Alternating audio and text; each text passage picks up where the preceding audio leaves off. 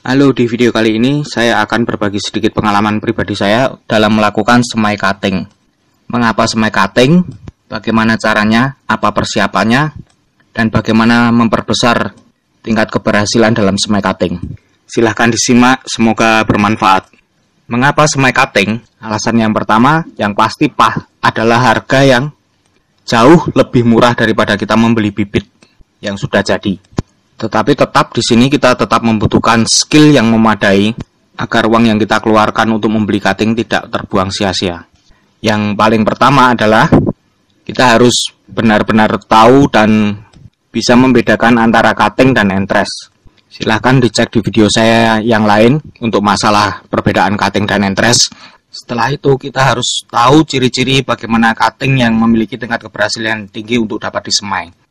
Yaitu antara lain cutting harus segar atau fresh, biasanya maksimal 3 hari setelah potong, dari pohon yang sehat, dan memiliki ukuran minimal sebesar pensil.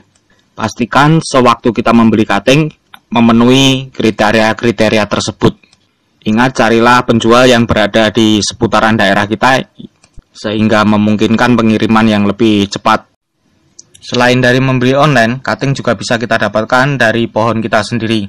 Disarankan untuk pemula dipotong sebanyak 2-3 mata tunas. Selanjutnya mari kita simak bahan-bahan dan persiapannya. Bahan yang pertama yaitu cutting dan dipersiapkan seperti keterangan yang sebelumnya.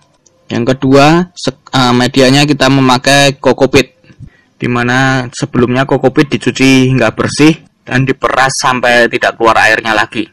Pengalaman yang saya lakukan, kokopit tadi dicuci sebanyak kurang lebih 3. Setelah kokopit bersih, langsung saya tempatkan di dalam polybag yang sudah dipersiapkan sebelumnya. Jadi di bahan yang ketiga ini kita butuh polybag ya. Kebetulan yang saya pakai ini ukuran 14. Bahan yang keempat kita buat campuran atau larutan untuk merendam cutting. Di larutan ini terdiri dari zat PT atau zat perangsang tumbuh, vitamin B1, fungisida. Untuk zat PT-nya saya pakai parutan bawang merah. Untuk B1 saya pakai dari IP dan fungisidanya saya pakai Antrogol. Kurang lebih itu tadi bahan-bahannya.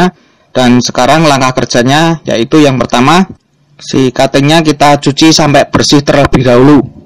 Di sini sewaktu mencuci saya campurkan sedikit backlin dengan takaran 1 tutup botol untuk air sekitar 2 liter.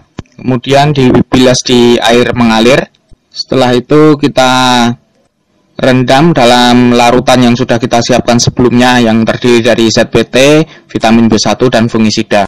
Dengan waktu perendaman kurang lebih sekitar 10 jam. Setelah kurang lebih 10 jam, kita ambil cuttingnya tadi dan kita angin-anginkan kurang lebih sekitar setengah jam atau 30 menit. Setelah itu kita langsung susun dalam wadah polybag yang sudah kita siapkan sebelumnya yang berisi kokopit yang sudah kita cuci. Kemudian kita tambahkan kokopit hingga cuttingnya tidak terlihat atau dipendam. Setelah itu kita sungkup dengan plastik dan disimpan di dalam yang tidak terkena matahari secara langsung atau di tempat yang teduh.